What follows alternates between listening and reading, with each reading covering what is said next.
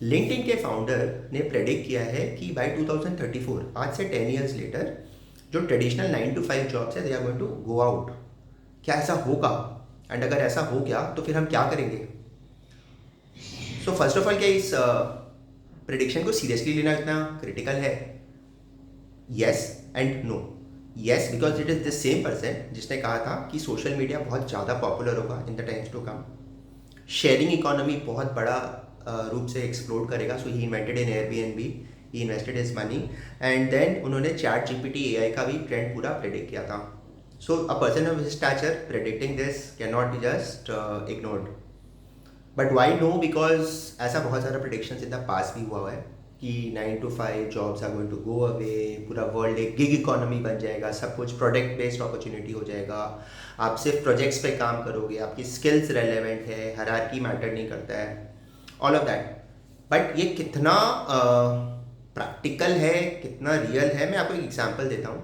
जब जोमेटो और स्विगी आया, so lot of people predicted कि भाई रेस्टोरेंट्स में तब कोई जाएगा ही नहीं, because food is going to come, the delicious food आपके घर में आ जाएगा। But then you realise that restaurants में जाके फाइन डाइनिंग का एक अलग एक्सपीरियंस है एंड उसका एक बड़ा मार्केट आज भी एग्जिस्ट करता है। So cloud kitchen and Zomato Swiggy exist, but fine dining still exist. तो क्या ये स्किल्स किसी एआई के रोबोट में ट्रांसफ़र हो जाएंगे? क्या ये गिग इकोनॉमी ट्रांसफ़र हो जाएंगे?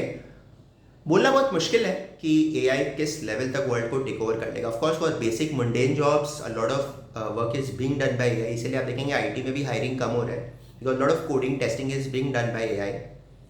But corporate treasury of late से या वेदांता रिसोर्सेज, क्या वो कोई गिग इकोनॉमी में किसी को दे दिया जाएगा, या क्या वो किसी प्रोजेक्ट बेस्ड अपॉर्चुनिटीज़ को दे दिया जाएगा? क्योंकि वहाँ तो कंटिन्यूटी चाहिए ना, कि 25,000 करोड़ रुपए आपको कंपनी का मैनेज करना है, उसका सरप्लस लिक्विडिटी, कभी फंड रेज करना है, कभी डाइवेस्टमेंट करना है, कभी मर्जर करना है। क्या वो किसी नॉन ट्रेडिशनल जॉब को दिया जा सकता है?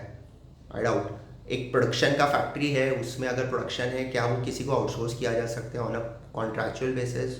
Of course not. So may be the methods are going to change. Maybe जो टॉप ऑफ द हायरार्की है, जो पीपल हैं जिनको है कि भाई जो सिर्फ टीम मैनेजमेंट या ओवरऑल सुपरविजन के बेसिस पे अपना क्लेम टू फ्लेम रखते हैं, हो सकता है उनके लिए वो चीज़ थोड़ा डिफिकल्ट हो जाए। फॉर एग्जांपल कि एक स्टार्टअप में अगर एक इंडिविजुअल कंट्रीब्यूटर है जो CFO-1 है and he is actually running the whole show, doing everything, so sooner और लेटर पीपल रियलाइज कि वो जो CFO है वो सिर्फ टाइटुलर रिस्पॉन्सिबिलिटी होल्ड कर रहा है and therefore CFO-1 should be actually elevated and this guy has to go out.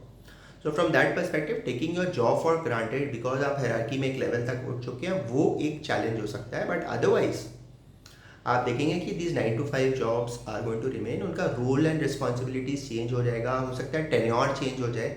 So may be at the age of 60 आप रिटायर हो, उसकी जगह 50 पे रिटायर हो गए या 45 पे हो गए, because you will be told कि बस एक पॉइंट ऑफ टाइम के बाद हमें इंडिविजुअल कॉन्ट्रीब्यूटर्स चाहिए, टीम रोल नहीं करवाना है हमें आपसे, because we are happy doing project management through some project management outsourcing agency.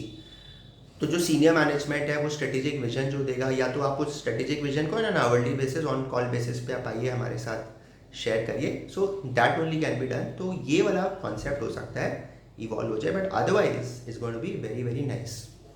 So from that perspective, that's my view on this 10 to 5 या 9 to 5 के जो जॉब्स हैं वो रहेंगे नहीं रहेंगे। What is your view on this? Please put it in the comment section. Thank you.